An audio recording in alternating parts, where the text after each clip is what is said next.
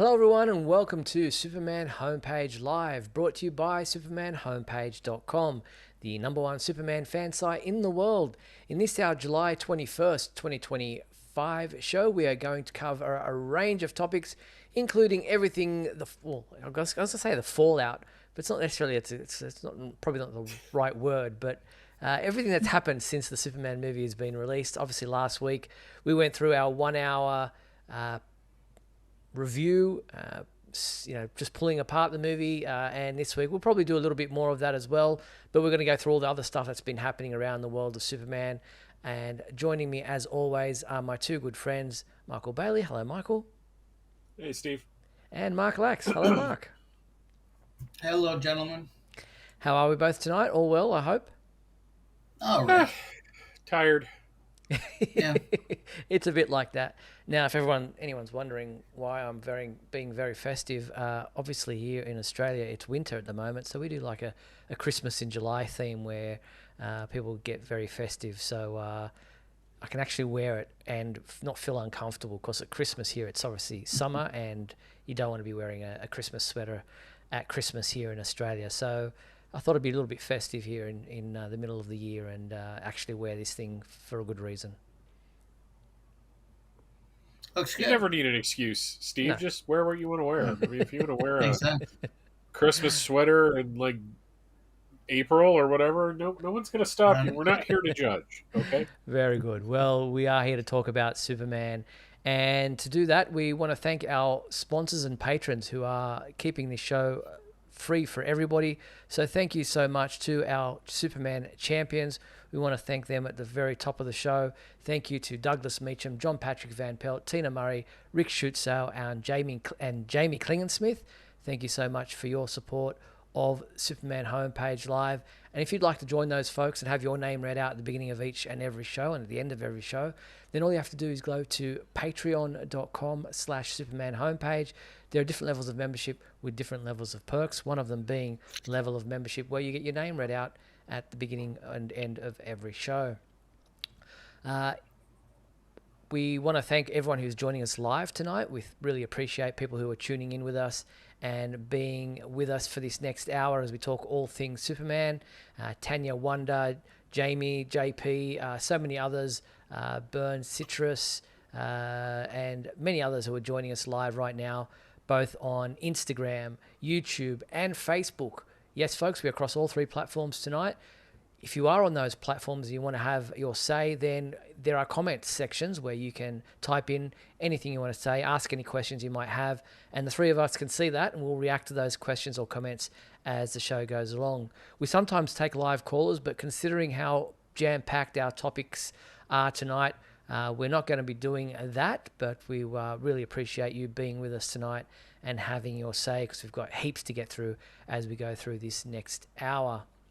All right, gentlemen, let's start with one of the things we spoke about last week when we were talking about the movie was some of the action figures that hinted at things that never actually happened in the movie. One of those things being about the Yeti.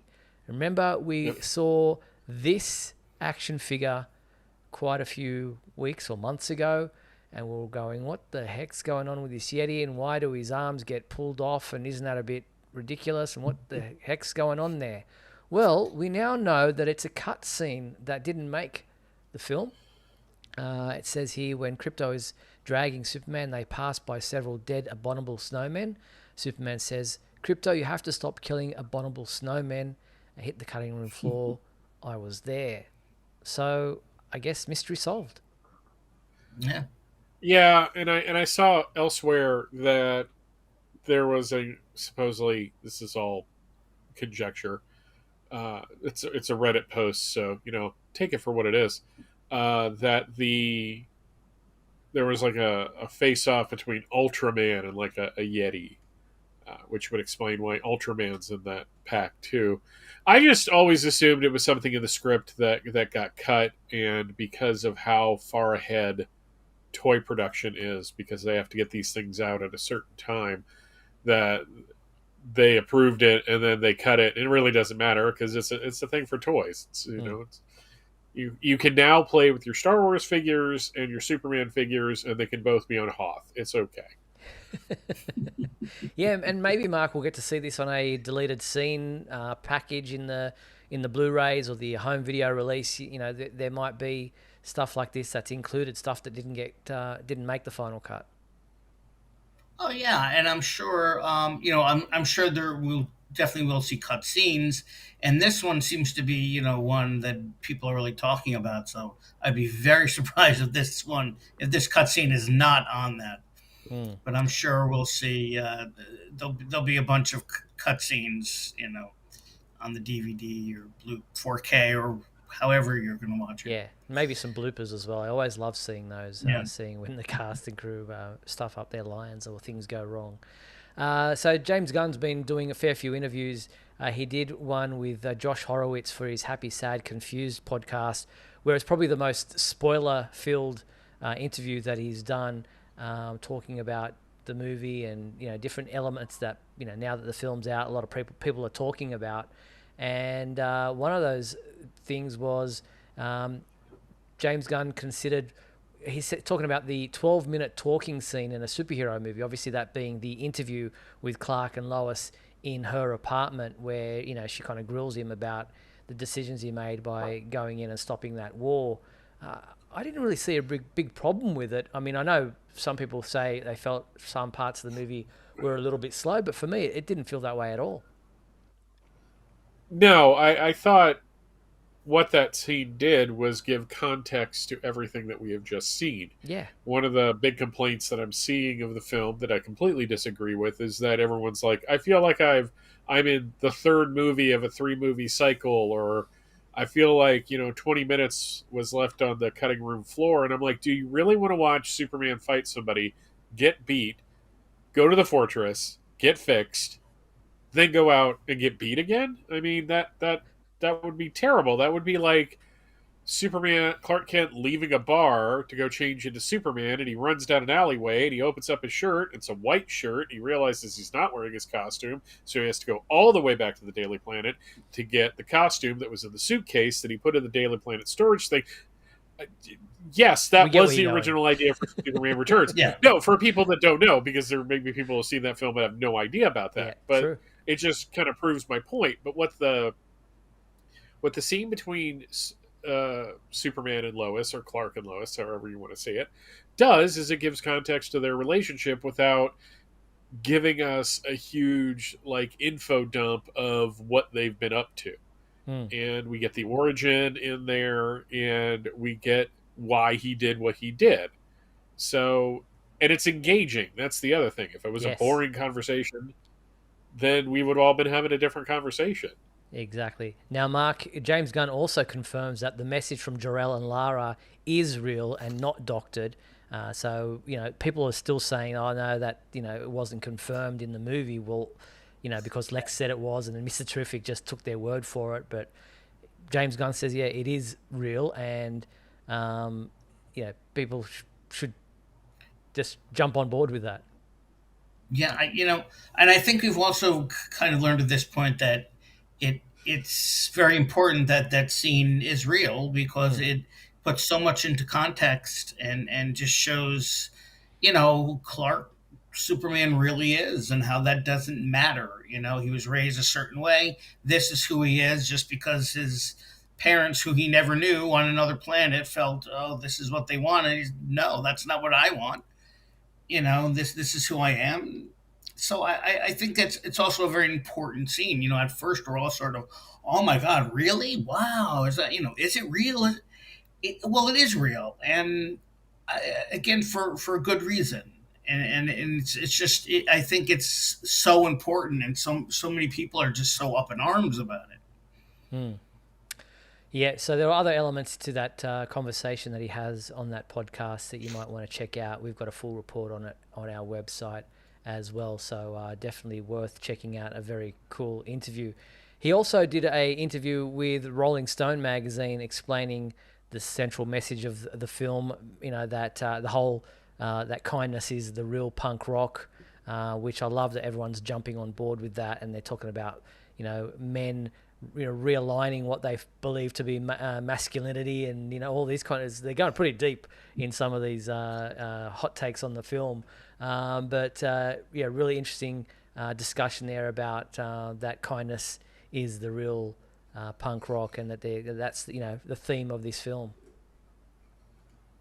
Yeah, and there's a part of me, I'm going to admit fully, that is just like, well, why wasn't that your first inclination anyways? Yes, exactly Why do right. you why do you have to be taught empathy? This is and I got into it with some people today. Well, I didn't get into it. I said something and people were all just like, well, some people have to learn it and stuff. And I'm like, no, no, screw that. There Yeah, are so I'm with many you. times in my life where I've been told I should just know something that's pretty apparent.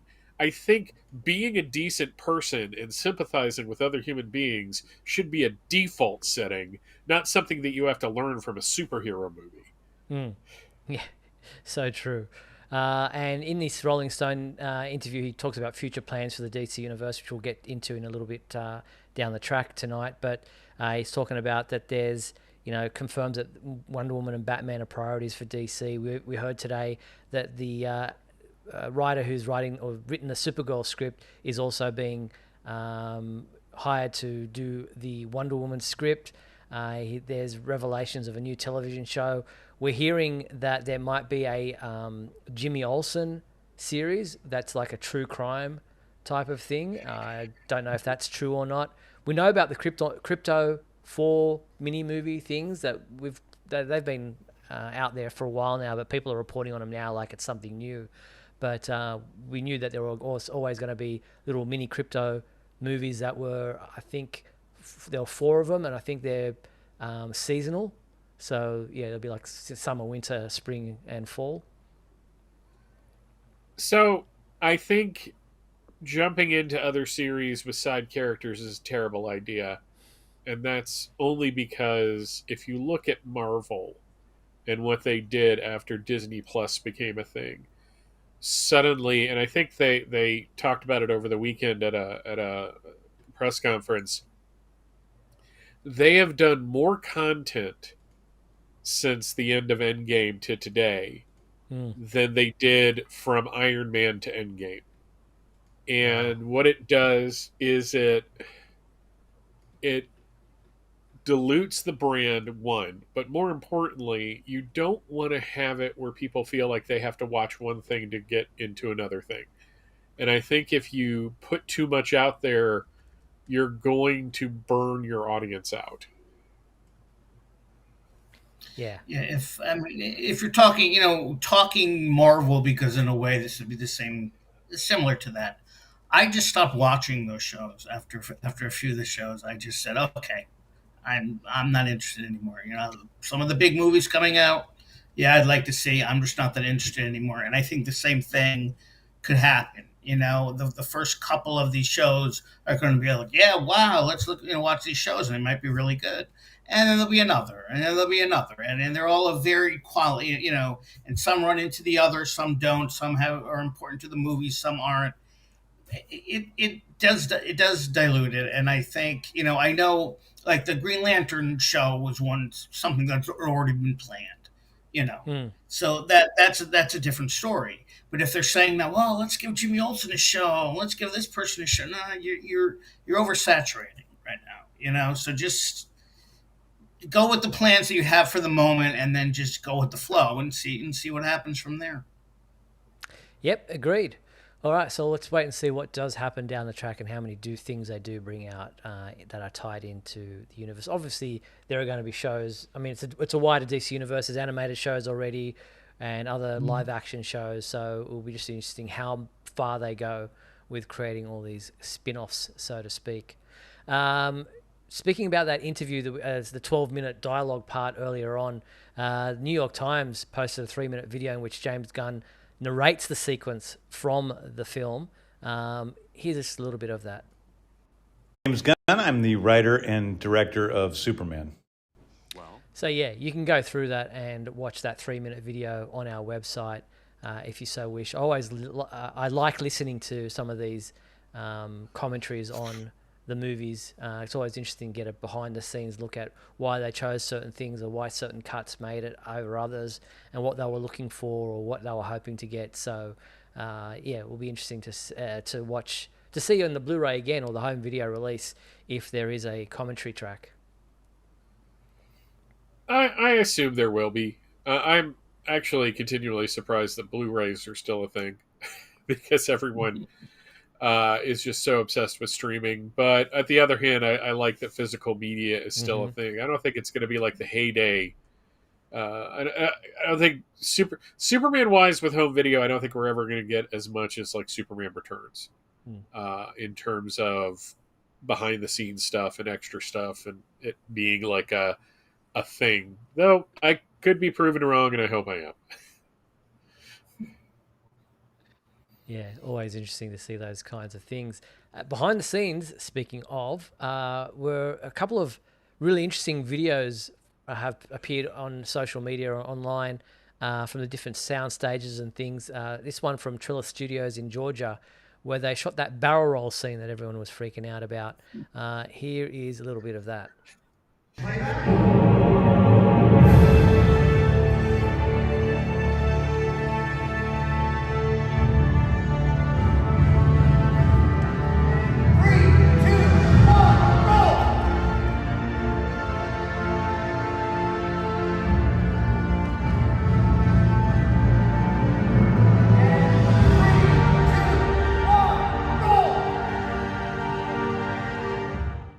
But I hope they gave him a break in between some of those takes because that would be, like, don't have your lunch before you do those scenes, David.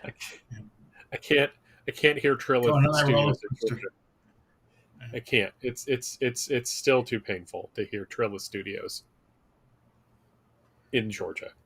I know, it's right around the corner from you. It is literally right around the corner from me. I'm never going to get up. Guys, you don't understand. I'm going to be like 90 years old, and I'm going to be bitching about this in my old folks' home, and everyone's going to be like, Mike, shut up. And I'm going to be like, no, you don't understand. Literally a stone's throw away.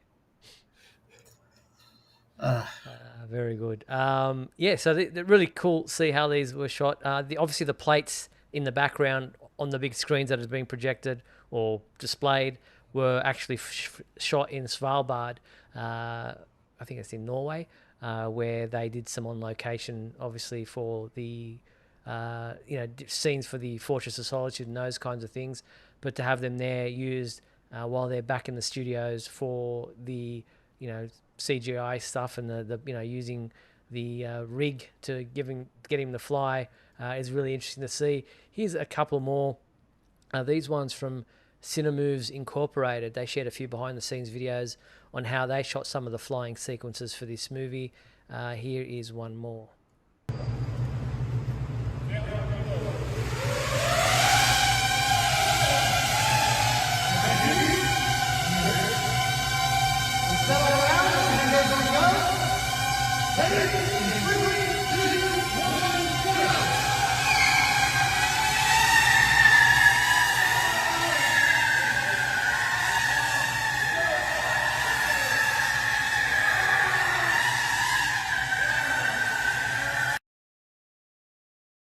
That's obviously the sequence where the engineer and Ultraman are trying to, attacking Superman. He's trying to fly up straight, and they're covering him and all that, and all the engineer's metallic stuff. I was like, wow, like the involvement in the guy who was driving around the track posted this, and he's like, I got to admit that I had a smile on my face the whole time as I was spinning around this, driving around this scene. So, two things on that. One, I want someone to recut that with yakety sax from the Benny Hill playing in the background because I think that would just be funny. Two, what I would really like them to do on the behind the scenes is kind of show some of the behind the scenes from Superman the movie to show how the flying effects of this film are really more so than Superman Returns and more so than Man of Steel. This seems to be more of that, like the modern version of Zoptics. Yes. And the plates and all that. It really seems like they were really going for... I think that's why the flying sequence in this looks so good. Mm. mainly because a lot of it was him.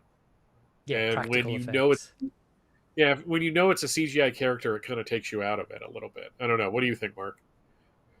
Well, I know in Man of Steel when I found out that just all the cape and everything that was all CGI and the fly. I mean, it was all CGI. Not I was like, I was kind of like, really, that just takes it down a little because it's not, because of Superman the movie and watching the behind the scenes and knowing that pretty much that was all practical effects.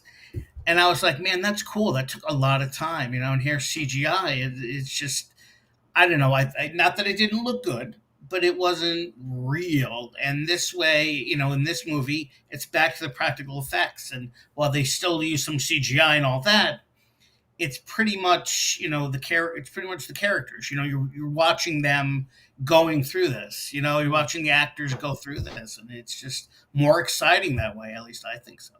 Yeah, obviously with the capes, they have to have them digitally added later on because they're just not Right. going to fall the way necessary, and the wind and all that kind of stuff is just not going to be there when you're doing it inside a studio. I'm really impressed with the rigs and the cameras moving around and all that kind of stuff, and just how they managed to do these things. Jamie in the comments asked what happened to the engineer after she crashed.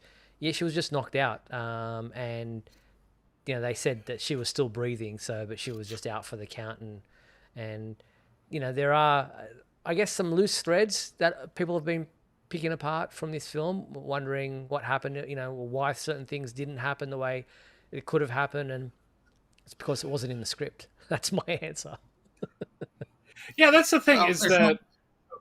Go ahead, Mark. Go, Michael first. No, no, no. I just want to say one thing. I mean, Okay, we'll Mark. probably mention it anyway. How Yeah, there, when we see Supergirl and she's still drunk now that she's on, with the yellow sun, and why she's still drunk, and then other people are saying, well, if she came to Earth, from wouldn't she know that his parents were kind of wanted him to seed the world and rule the world and all that? Wouldn't she know that too? And it's like, well, I mean, as far as I'm concerned, because I haven't read Superman Woman of Tomorrow, I don't know how they're going to deal with that, but I think they will at some point.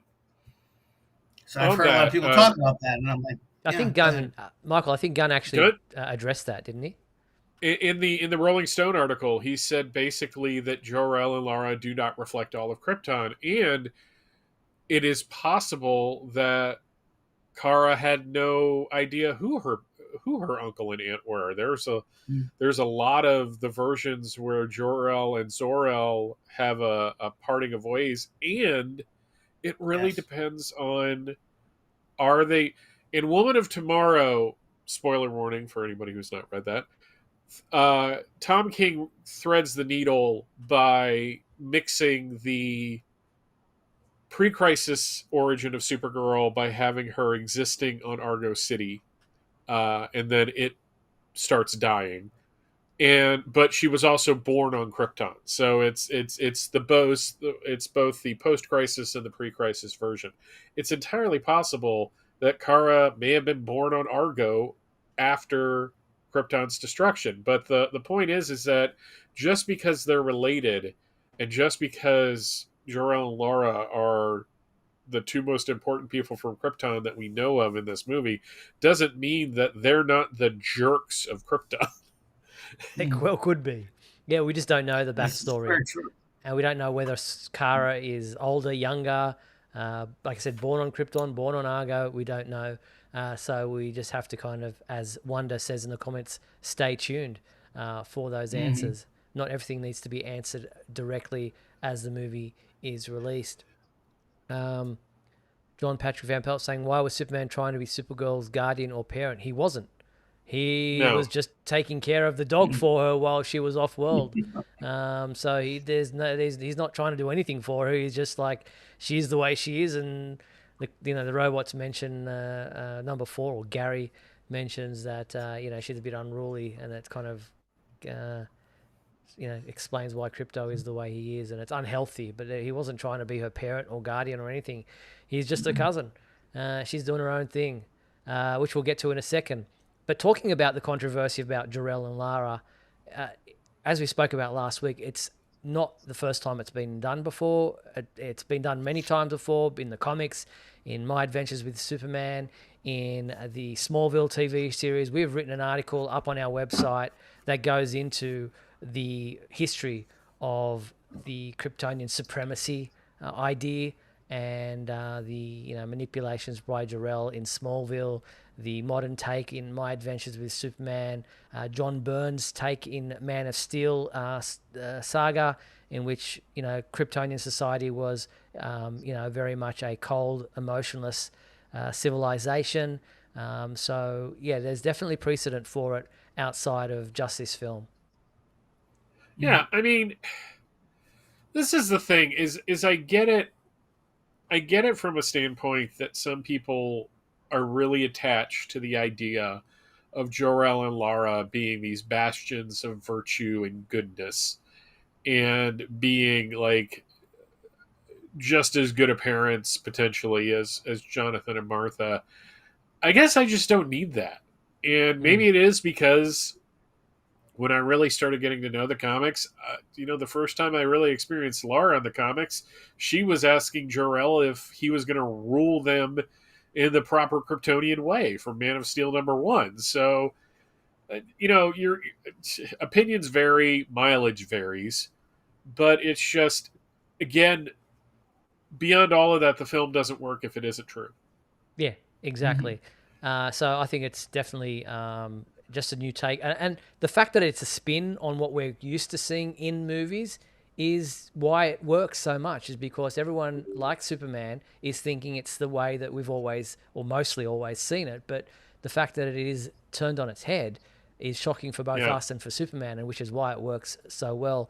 In the comments, people are asking, isn't Crypto usually Superman's dog? Yes, in most stories, Crypto is Superman's dog, Streaky is Supergirl's cat, but in this version of the story, Crypto is Supergirl's dog, and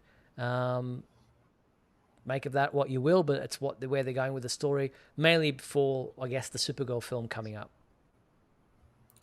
I think also it makes more sense, if I'm guessing right, that they're going to explain that Crypto was her dog on Krypton, and that he came with her, which works better because Superman doesn't seem to have a real handle on this dog, so I don't see how it could have been like, one day a rocket lands and the dog pops out. Yeah. Again, he had to get back to the farm because he was worried that Crypto was going to end up killing one of the cows. So, very good. All right, go, Mark. No, I'm just saying that just makes more sense. Works I for this think story. in this iteration that Crypto came with Supergirl. Yeah, exactly. And again, like I said, Woman of Tomorrow or whatever. Now it's just called Supergirl, whatever. But we'll see what happens. Yeah, a couple of people in Instagram saying, spoilers, got to go. Yeah, well, I mean, the movie's been out for 2 weeks now, so we are a Superman show talking about the movie. Sorry, yeah. Frank James on Instagram saying Jury is still out on Corrin Sweat. I don't know. I mean, obviously there's going to be varying opinions, but I think for the most part, most people have accepted him and love his version of Superman. So I'm not sure if I agree with that sentiment. It's like every other. Yeah, no. I'm just saying, even some people who weren't thrilled with the movie praised him, and praised the cast. So I don't see. I mean, obviously he's not perfect, and obviously people are going to have different opinions, sure. But I don't, I wouldn't say the jury's out. No. I think most people really liked him. Also, I think this is just something we have to accept in modern Superman culture. For those of us that grew up in the 70s and 80s, Christopher Reeve, we had the choices between George Reeves and Christopher Reeve. Those were the two options. Yeah.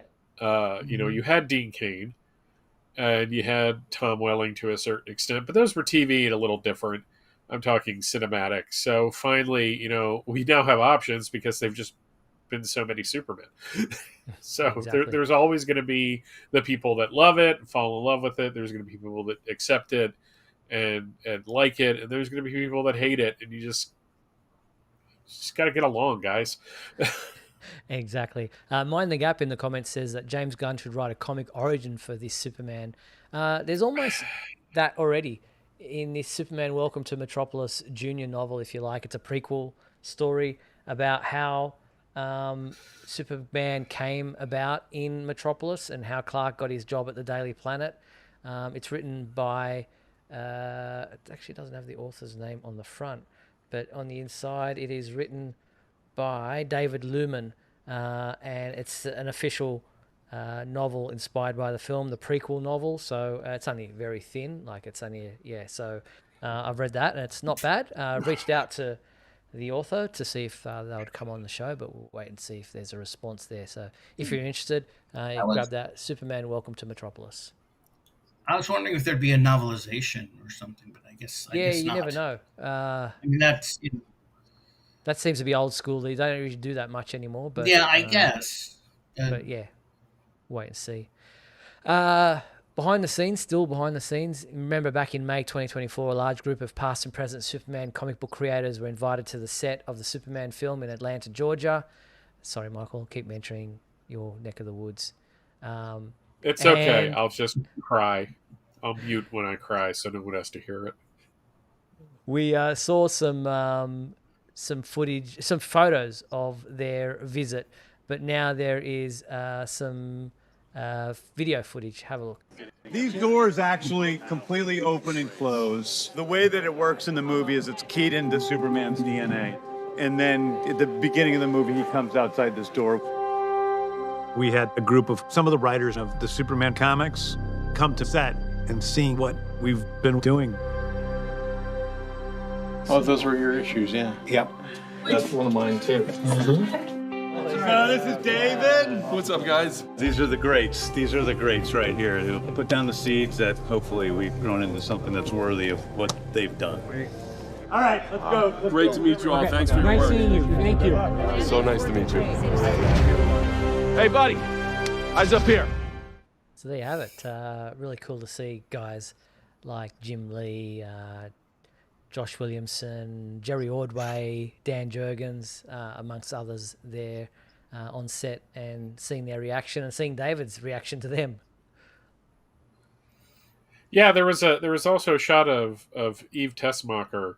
Yes. I kind of was hoping that that at least Jerry got to meet Cat Grant since he co-created the character. I think they met up with her at the world premiere. Yeah, so I loved seeing it. It's just this movie, above any other Superman film, has just embraced the history of the character. And I know that for a lot of the people that got to go there were a lot of people that couldn't, just because it was such a short amount of time from the moment they were invited to them actually going to the studio and the secrecy and all that, that some people just couldn't make it. But enough of them were there. They treated them with respect. I do take exception just referring to Dan Jurgens as the writer of Death of Superman. That eliminates a lot of people and also downplays his role at the same time. But that's just because I'm picky about that kind of stuff. But it was really nice seeing that. Yeah. All right. I listened to Mike. I listened to your. It all comes back to Superman, where you did the Death of Superman, and you interviewed Jerry Ordway, and I listened to that interview, and he talked all about this experience, and it was a really good story. It was very, very good interview. Fun behind the scenes fact about that: for a long time, I was planning to cut it because I didn't know when that episode was going to come out, and I didn't know what Jerry was allowed to talk about. But by the time that episode hit, there was a whole Jim Lee released the picture of them all sitting there, and I'm like, okay, I feel like enough of this is out now that he can kind of talk, and he doesn't really give away anything about the movie to the recording. There is some stuff I did talk to him, but that was after the recording. But yeah, so Very cool. All right. Well, let's get into the numbers. So everyone's talking about the box office and where it's going and how well it's doing. And it's the opening weekend was, for a lot of people, it was the main thing. And it earned an impressive 56.1 million on its opening day. And then it maintained its momentum through the weekend, bringing in 37.6 million on Saturday and 31.3 million on Sunday. And it was the number one film in the world at the domestic box office, and then internationally, sorry. And then it sustained its run as the Monday and Tuesday. So for Monday, it earned 12.9 million, but then it rebounded with a 33% increase to 17.1 million on the Tuesday, and by the end of its first week, had accumulated 166.8 million domestically, and then only the reported amounts internationally was 95 million. But a lot of the worldwide numbers come in on a particular day of the week. They don't necessarily get released daily. So then as the week went by, and now we're 2 weeks over, it's over 407 million and climbing. And okay, Fantastic Four First Steps comes out this week, and so that will probably cut into it. But it is the number one film in the world for a second week running, and it just seems to be going gangbusters. So one of the fun parts of yesterday was watching social media and having the Snyder Bros touting that, adjusted for inflation, quote unquote, Man of Steel made more. And then other people coming in, yeah, but that had a 65% drop on the second weekend, and this only had a 54% drop, which was more than they thought. And it's just like, guys, just let it make money, okay? It's the first DC film since 2019 to do well at all. So it's an achievement there. And also the fact that it did sustain momentum through the second week, we don't know what's going to happen in the third and fourth week. So this might end up being a $1 billion film. I don't honestly think at this point it has the momentum for that, but it seems to have had better word of mouth than Man of Steel had. If we're going to have definitely. this discussion, 100%. And Wonder in the comments makes a really good point. People who talk about adjusting the box office takings for inflation never take into account the adjustment for budget inflation. yeah. So yeah, it's doing well. I don't know how much it needs to make to be profitable. I don't think it matters at this point in time, because what it has done is launch the DC universe moving forward, and it's a success either way. It's not all about the money. It's about word of mouth. It's about how critics and fans have taken the film, and across the board, for the most part, it's getting positive reviews, both with critics and with audiences, and people are seeing it multiple times and taking other people to see it, and it's just getting great word of mouth, and it's just going to have that longevity because of that. Yeah, it is kind of funny to see. I'm taking it as mostly from an honest place, but there seems to be a little bit of a performative aspect to, I've seen it 4 times, I've seen it 5 times, I'm going back for my 7th time. It's like, look, I'm glad you have that time. Yes. But not everybody has the money or the, some of us have to go to work. Mark, it's also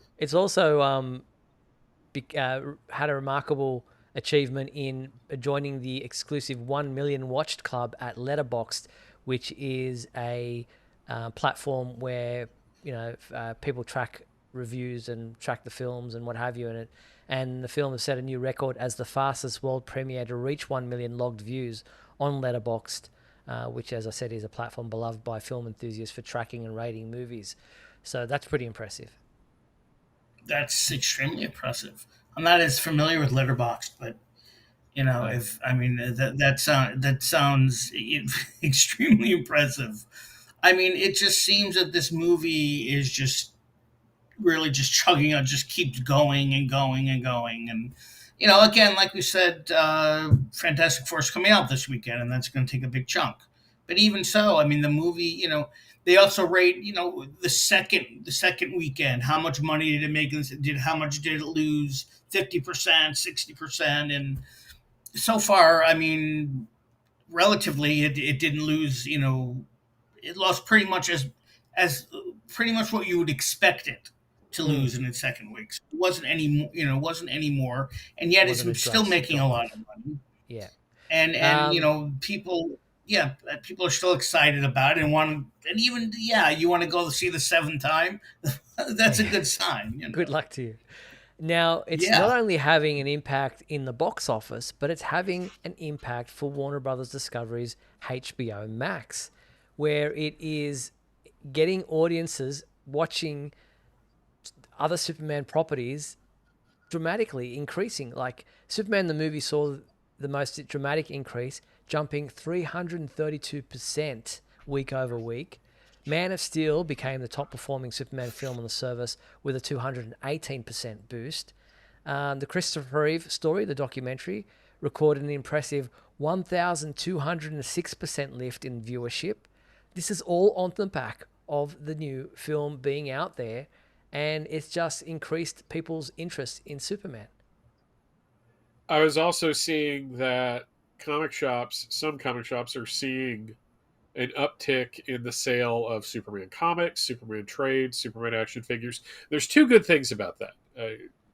On one hand, it's great that people are now checking out Superman and reading the stuff. So that means DC might have more of an incentive to put out more of that material, and we get just more and more of these collected editions, etc. Also, there is going to be a drop off where people are going to lose interest, and they're going to want to sell this stuff.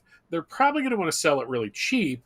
So the people that want to pick up the stuff that weren't able to get it are going to be able to get it down the road at a cheaper price anyway. So it's really win-win for everybody, in all honesty. Yeah. Yeah, exactly.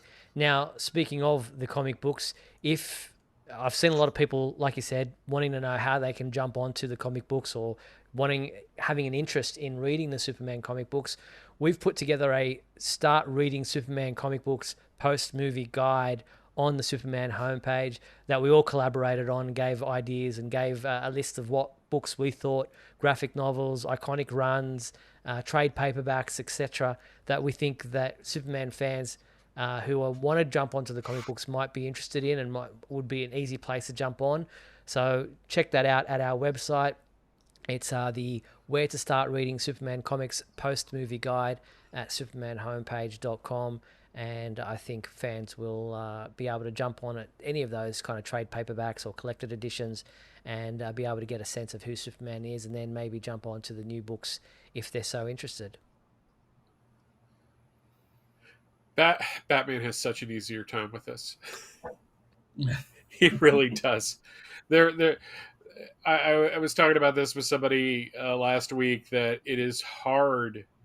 I mean, it had to be a collaborative effort to get a list together for the site, because everybody has a different idea of what is a good Superman run. So, but with Batman, it's so much easier. It's like, well, read Year One, read Long Halloween, read Dark Victory, read Hush. These are good primers for Batman. And with Superman, it's just like, well, I want to read the origin. Okay, I've got 5 for you right here. And that is actually, when people ask me what they should start with, I actually tell them, look, read Man of Steel by Byrne, Birthright, Secret Origin, and the first trade paperback from Grant Morrison's run on the New 52. From there, I will give you more recommendations by which one you like the best. Because they all have different tones, don't they? Yep. I agree with that. I also think somebody who's coming into it new wants to know a little bit more about the character should try to sample some of the Golden Age and Silver Age and Bronze Age, and just lead, just get a sense of who the character has been through the years, and it's hard to say, well, read this one from the Golden Age or read this one from the Silver Age. But I do think, certain stories should be set out, that people should read leading up to, say, Man of Steel and then Birthright, etc. But that I feel that way. I mean, you don't have to do that, but I think if you really want a sense of who the character is, that you can kind of start with some stories from way back and just go forward. Yeah, it's a difficult one because there are 86 years of history. Of course. So many different types of stories. We need to jump onto Supergirl quickly before we go into the fan favorite question, which we need to get onto. But there has been some officially released images of Milly Alcock as Supergirl. There was this poster, which I love because it's such a great spin. You got the look up, obviously, was all of Superman's thing. But now with Supergirl, they're saying, look out. It actually turned me off a little bit. I'm not gonna lie. Fair enough.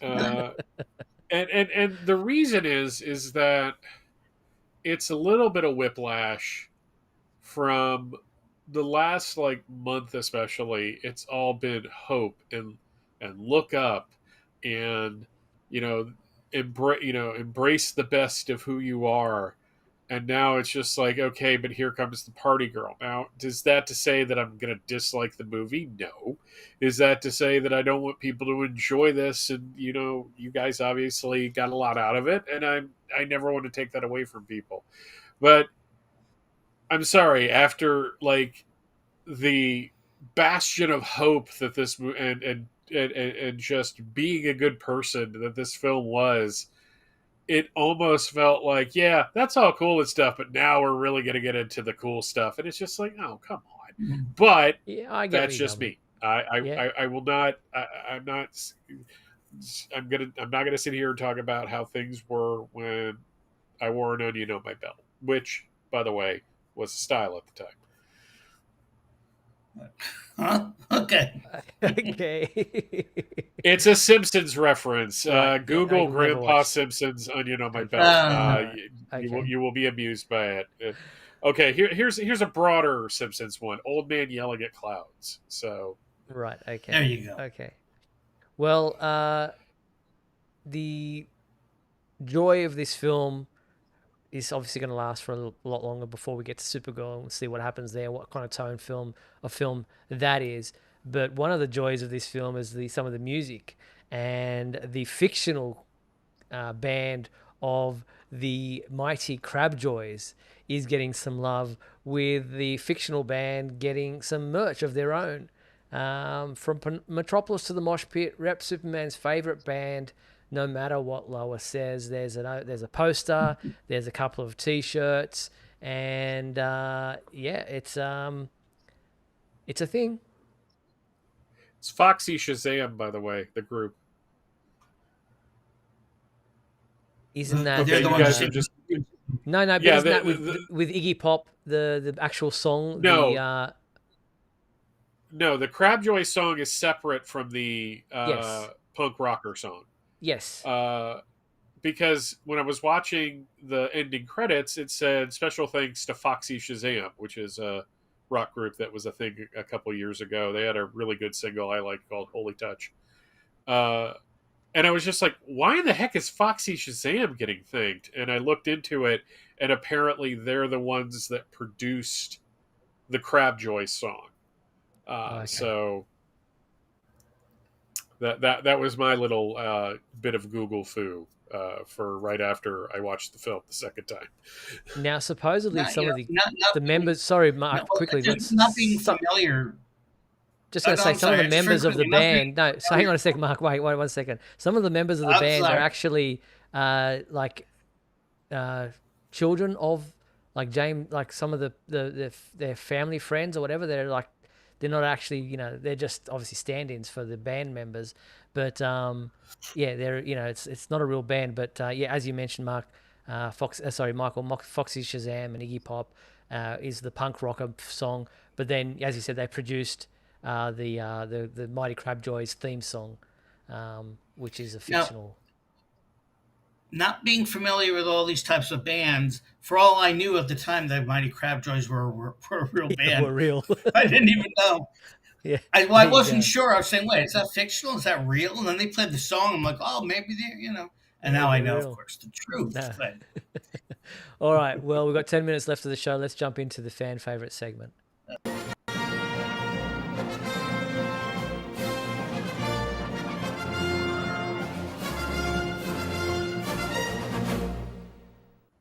All right. So from 2 weeks ago, our fan favorite question was, what is your favorite moment or scene from the new Superman film? And we had quite a few responses in that time. Let's start with you, Michael. Lorenzo Hot Takes Valdez wrote, spoiler alert, and I'm not talking about the Stephanie Brown kind, as of my composing this email, I saw a James Gunn Superman film last night, Tuesday, July 8th, at one of the Amazon screenings. I'm sure there was screaming as well. And my favorite part of the film was actually the final scene of the movie, not including the credit scenes. I think it's probably a good thing if the best scene of the film is the final one, as it means the movie went out on a high note, which this one did. The fortress scene is downright phenomenal, from Kara showing up and Clark making reference to Kara going to red sun planets to get drunk, like at the beginning of the Woman of Tomorrow comics, to the montage of home videos of Clark with Ma and Pa on the Kent farm. The shot of Pa holding young Clark like he's flying is beautifully reminiscent of the moment at the end of Man of Steel, when we see the flashback of Jonathan looking at young Clark in the red cape. Very cool. Thank you, Lorenzo. And John Patrick Van Pelt wrote, my favorite part of the new Superman movie is Krypto saving Superman in the Fortress of Solitude, alongside seeing Supergirl in the Fortress of Solitude wondering where her dog went. My other favorite part was hearing the John Williams theme and seeing the surprise ending dedicated to the original 1978 film. I'm not sure about what surprise ending dedicated. Yeah, surprise I'm not ending sure there. Maybe you can explain that to us, John, in the comments, what you think was the surprise ending dedicated to the original film. I don't really see that myself. Yeah. Tom, Plane Pulling Tom, says, I loved everything about this movie except the forced Brightburn references. I personally felt like I was being punished for not helping make Brightburn a blockbuster or screaming like a woo on the dandelion that we want a Brightburn universe of stories. Am I missing something here, guys? Did you see any Brightburn? I have no. I've never seen Brightburn. No, just in general. But yeah, I didn't get that at all. No, I didn't. I don't know where Tom's coming from. Now, as an intelligent comic reader and fan, I can shrug my shoulders and just say this is one of the other Earths of the DC multiverse of different super people. My idea of the story would have been the clone was really the human bomb from Earth X or 10, which Uncle Sam sent him for help against the Overman, and Lex found him first, brainwashed him, and went from white suit to black suit and just have Lex as the hammer. Now is your Easter egg. Eve jumping into Jimmy. Why did he get picked up to play Kerry Von Erich again? Olsen's? Did anyone else notice her ring? It was a giant turtle ring, hence a nod to Jimmy Turtle Man's story. Wow. Okay, Tom. That is an interesting response. Wow. Yes. Okay. Yeah, that's a lot. That's a lot. That is a lot. I mean, art is subjective, and people see into things the way they would. Personally, I think making him the human bomb from Earth X would have been like more explanation than this film really. You thought people were complaining about it now. Yeah, that's a deep cut. Yeah. All right, moving on. Stephanie wrote, I went to see the movie, this past Saturday with my mom, and my favorite scene in the movie was the talk between Clark and Pa. It was so heartwarming and it had me in tears. Nice. Thank you, Stephanie. And Alex Regalato wrote, my favorite thing about the movie is definitely the casting. I think David and Rachel were excellent, but I was surprised about how good Nicholas Hoult was as Lex. My favorite moment was Clark confronting Lex by the end of the movie. For being such a played-out character in the movies, it felt almost cathartic for Lex to just admit he was driven by jealousy. Yeah, very good. Thank you, Alex. Another Alex Squad wrote, I went to watch Superman the other day. I liked it very much. What is of interest for you is the picture enclosed. The Bund is the very long and famous walk on the river of Shanghai, allowing everyone to watch the marvelous Pudong area just on the other side. Every night is full of thousands of people. As I was making my farewell to the city on the Bund, a symbol of Superman appeared all over the building, thousands of people pointing towards it or pronouncing Superman here and there. Amazing. So I took a photo for me, and I thought you would like to make it into your live show or not. The decision is all yours, but I thought it would make it smile that Superman receives so much interest after so many years. It made me smile for sure. Well, thank you for sharing that, Alex. That's an awesome photo. Yes. It really is. JP Rocha wrote, my favorite scene from the new movie was Mr. Terrific fight scene. While it is the best scene, Mr. Terrific was also my favorite character in the movie. Overall, all the main characters were great. Thank you very much, JP. And Luke Lizalde wrote, been a while since I wrote in. I almost cried seeing Superman back on the big screen and experiencing what felt like the closest thing to Richard Donner's Superman. The film was a lot of fun, and I just enjoyed seeing a flawed Superman who was trying to do the right thing. He joked around with Jimmy and behaved the way you or I would any given day. I've heard a fair amount of folks picking apart things James Gunn did. I don't need to go into detail, as you have already heard the same things. I just wish everyone would take a step back and see the movie to the adult child in all of us. Be swept up in the magic of the movie that takes you away from everyday life for a couple of hours. Anyway, I always enjoy your podcast. It makes me feel like I'm hanging out with fellow fans of Big Man in Blue. Thank you very much. Awesome. Thank you very much, Luke. All right, next up was Alfie Falcitelli, and Alfie said, my favourite scene was the final moments in the fortress when Clark watches all those home videos of the Kents with that great song playing. Was just pure joy to watch and such a tug at the heartstrings because it was all earned. And then he smiles at the camera like the Chris Reeve movies. Just a great ending to a fantastic Superman film with tons of great moments.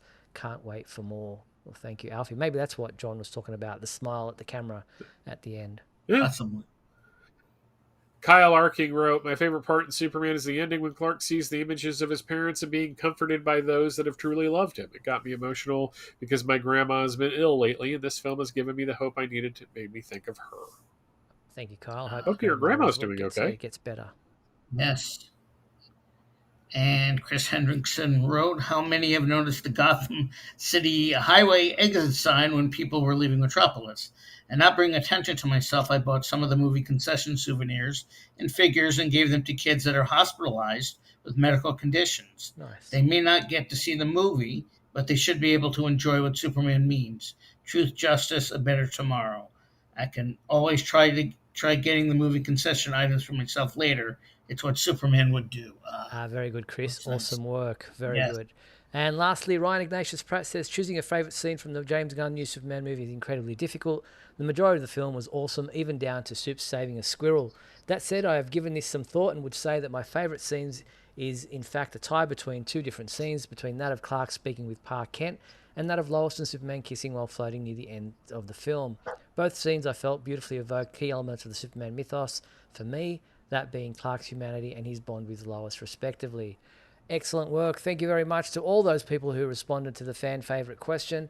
Our new fan favourite question for this week is, what is your favourite quote or one-liner from the new Superman film? The email address is on your screen right now. It is info@supermanhomepage.com. Send in your favourite line or quote from the film, and we'll read out your responses when we return to this segment next week. All right, well, that pretty much brings us to the end of tonight's show. There were so many other things we could have gotten to, like Queen Studios' life-size Superman statue. There was the exclusive steelbooks in Europe for the new film that were announced. There was the new Superman 5 film collection that is being corrected, the 4K release on Amazon, because there were problems in the initial release.